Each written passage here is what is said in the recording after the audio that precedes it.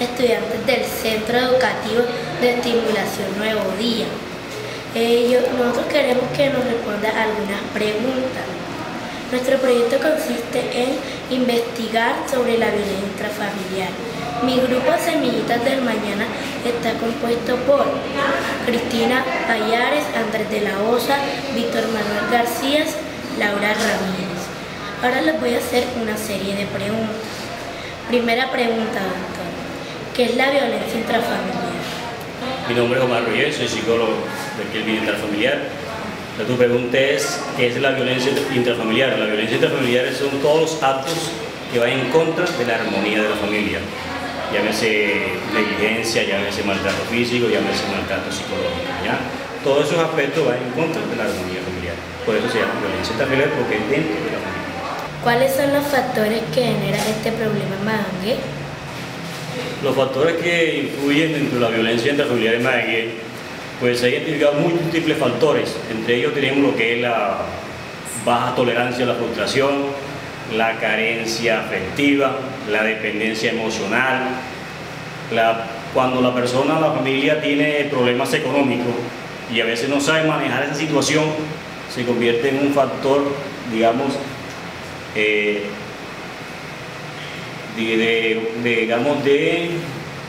va a generar un conflicto posteriormente, un factor de riesgo, ¿ya? Ahí hablamos de factor de riesgo. Si no lo sabe manejar, obviamente que algunos de los dos terminan agrediéndose o mutuamente.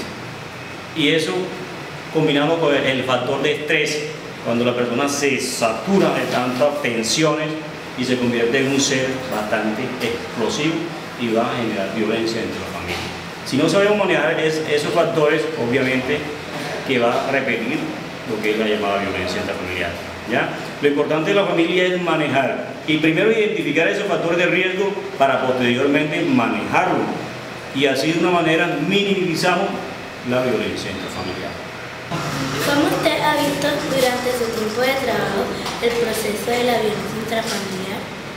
Como por ejemplo cuando uno se acerca a la comunidad directamente, cuando interactúa con ella en un proceso de capacitación, de talleres, que la comunidad le comunica a uno que en tal parte conocen un niño, donde está el niño completamente sucio, ¿ya?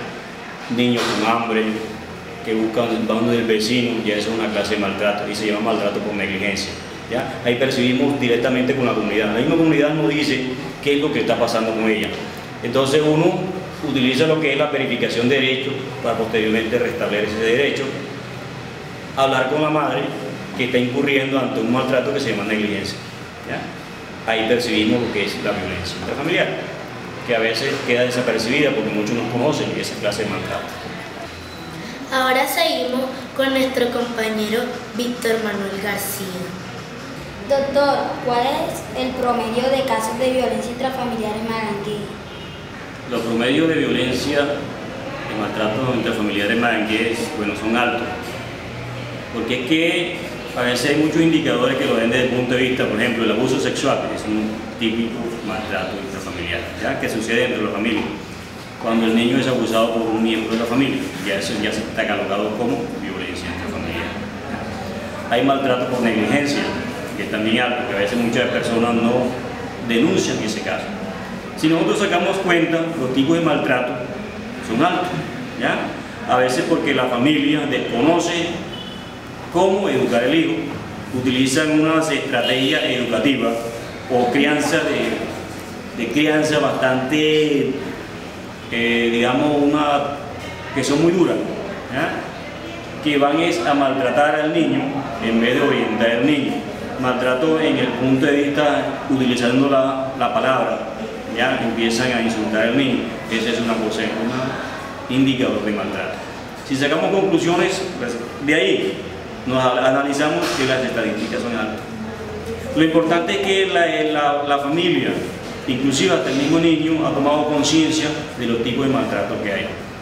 Lo importante es tener una mentalidad abierta, utilizar unas nuevas estrategias de enseñanza dentro de la familia para posteriormente evitar lo que es el maltrato, ¿ya? Para usted, ¿cuáles son las principales consecuencias de la violencia intrafamiliar en los niños maganguereños? Las principales consecuencias, a ver, son muchísimas. Una de ellas es cuando el niño se va del hogar, empieza a andar por la calle, ¿ya? Entra en la negligencia total, descuido a sí mismo, el niño se descuida, ya no se baña, ya va a tener un rechazo hacia la sociedad. Otra es la drogadicción, niños que empiezan a consumir sustancias psicoactivas. Otro de los factores de riesgo es que el niño o la niña termina cayendo dentro de la explotación sexual, ¿ya? Y otra de las cosas es cuando se retira del colegio, ¿ya? Cuando el niño abandona sus actividades académicas. Por lo tanto, sacando conclusión, las principales consecuencias es que el niño o la niña se le va a destruir o obstaculizar su proyecto de vida, ¿ya? Eso es lo principal. Ahora lo dejo con mi compañera Cristina Payares. Doctor, ¿cómo influye la violencia intrafamiliar en el proceso educativo de los niños? Influye lo siguiente: cuando el niño percibe la violencia intrafamiliar en la parte emocional. Es un niño que se va a sentir mal académicamente, ya se va a sentir, va a bajar su rendimiento académico. Si lo hablamos desde el punto de vista de indicadores, su rendimiento académico se va a sentir afectado, ya va a ser un niño que no va a querer estudiar, ya se va a sentir tensionado, preocupado, tristeza. Y cuando una persona tiene todo ese elemento de tristeza, baja interés hacia el estudio, obviamente que su proyecto de vida se va a ver, se va a reflejar obstaculizado. Eso es lo importante, es la influencia que ejerce la violencia intrafamiliar.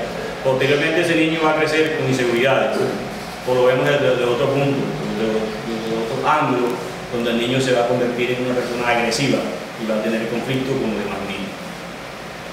O el otro extremo, va a ser un niño inhibido, un niño aislado, tímido, y va a ser un factor de riesgo para ser burlado como otros niños, ¿ya? Eso es lo importante es, el docente debe conocer siempre, hacer un diagnóstico que le pasa a ese niño, a esa niña, para brindarle los elementos o las herramientas necesarias, porque obviamente que uno debe observar a ese niño, qué le pasa a ese niño, y indagar qué es lo que le está pasando dentro de su familia, ¿ya?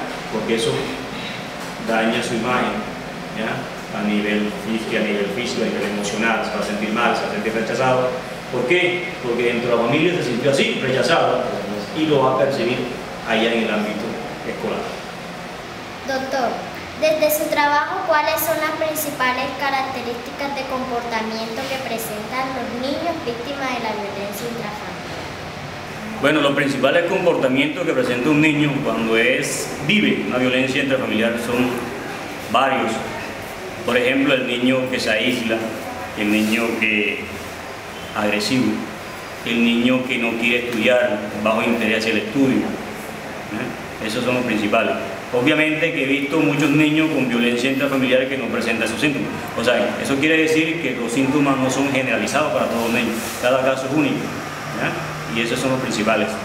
El niño empieza a bajar académicamente, no se siente interesado por el estudio. Lo importante es, siempre hay que indagar porque un niño de pronto con un rendimiento alto disminuye su rendimiento académico. Eso es lo principal. Doctor, ¿cómo se le puede ayudar a los niños que son víctimas de este problema? Al niño víctima de violencia intrafamiliar se le puede ayudar, orientar de la siguiente manera: un proceso de orientación a la familia, un proceso de orientación al niño, desde el punto de vista como sujeto de derecho, que el padre o el maltratador reflexione de su conducta y se dé cuenta que los demás también tienen derechos, así como él. Otra manera de ayudarle al niño es en la parte de la comunicación, que el niño aprenda a tener una comunicación asertiva, también como el supuesto maltratador en este caso, aprenda a comunicarse con el otro desde el punto de vista a nivel emocional e intelectual con ese niño. O sea, orientarlo siempre, ahí esa parte de orientación, esa parte terapéutica, esa parte de acercamiento emocional hacia el otro. No ver al niño como un enemigo, como algo, como un conflicto, como un problema, no, sino solamente ver como una opción de cambio, ¿ya? Cuando yo percibo que yo puedo ser un agente de cambio, entonces yo estoy mejorando una situación. Eso es lo principal, desde el punto de vista de orientación, asesoría a la familia y asesoría al niño. Ahora los dejo con mi compañero Andrés de la Osa. Doctor, ¿qué podemos hacer para evitar la violencia intrafamiliar? ¿Qué podemos hacer para evitar la violencia intrafamiliar? Pienso que primero uno tiene que reconocer que uno tiene derechos y la otra persona también tiene sus derechos, ¿ya? Lo otro es, si nosotros identificamos que la violencia en la familia es a nivel que no sabemos manejar el estrés, hay que aprender a manejar el estrés, ¿ya? Hay que aprender a comunicarnos de una forma asertiva, ¿ya? Hacer valer nuestros derechos sin necesidad de violentar los derechos de los demás. Eso es lo principal.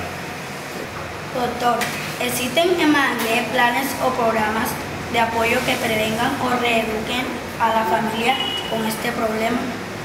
Bueno, existen varios programas. Dentro de eso tenemos el programa de Buen Trato, prevención de la violencia. La misma comisaría de familia también maneja su programa dentro del Buen Ciudadano. Nosotros como Bienestar también tenemos el programa del Buen Trato, es enseñarle, orientar al individuo, a la persona, a la familia, de tener buen trato consigo mismo y para con los demás.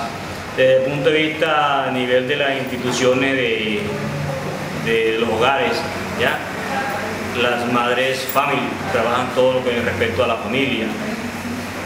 Family quiere decir mujer infancia, ¿ya? Trabajan con el niño y trabajan con ese padre, con esa madre, orientándoles todos esos manejos de conflicto, de estimular al niño, porque obviamente cuando nosotros aprendemos a estimular a ese niño, ahí ya estamos haciendo prevención de la violencia intrafamiliar. ¿Por qué? Porque le estamos brindando los elementos, las herramientas necesarias para que ese niño crezca saludablemente. Si ese niño crece saludablemente, obviamente que va a ser un niño que se va a comunicar bien con las demás personas, ¿ya? Y ahí estamos haciendo prevención. Para terminar esta entrevista, le voy a hacer la última pregunta, doctor. Teniendo en cuenta su experiencia, sus conocimientos, en este caso, ¿qué consejo le daría a los mangueleños sobre el tema? El principal consejo que le daría yo a la comunidad mangueleña es amar a nuestros hijos, orientarlos, una parte afectiva, obviamente con establecimiento de límites y normas claras para posteriormente evitar la violencia intrafamiliar. Gracias, doctor, por su tiempo. Gracias, un placer. Al contrario, tenemos las puertas abiertas para todos ustedes. Qué bien, un aplauso.